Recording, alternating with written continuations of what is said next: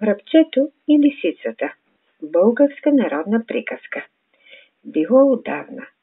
Така била омаяла лисицата врабчето, че решили заедно жито да гледат. Да се чуди човек за какво е нахитраната.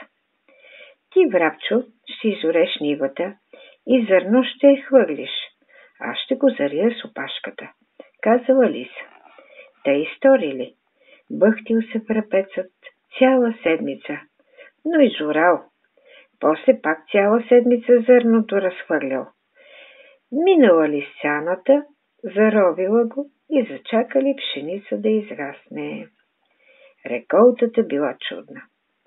Станало време за жътва, взели сърповете, а още по пътя лисицата казала: Леле, врабчо, виж какъв облак към нашата нива пълзи. Ще ида на хълма с ръка да го държа, та дъжд да не завали. Хукнала лисицата, ама да не мислиш, че работа вършила. Намерила си удобно място и тутък си заспала. А врабчо в това време жънал, вършал, ама прибрал реколтата.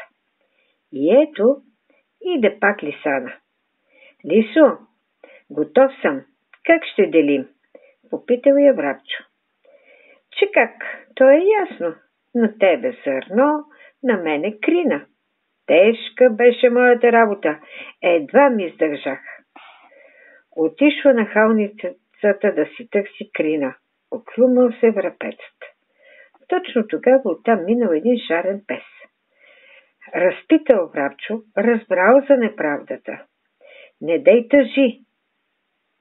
Измислих план. Навряло се кучето в купчината жито. А лисицата пристигнала усмихната под мустак. Започнала реколтата да разпределя. Крина за нея, на врабчо зърно. Но що да види?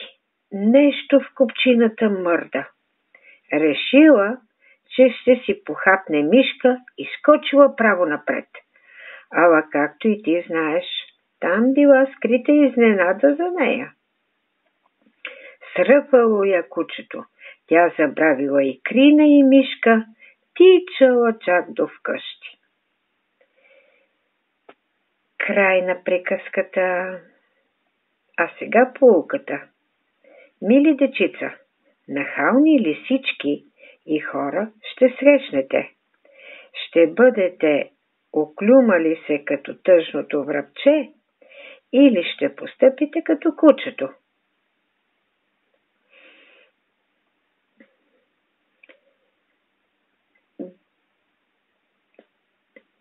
Мили слушатели, не забравяйте да се абонирате и разгледате канала ни тук и да ни последвате в Фейсбук. Аз чета на български / аудиокниги.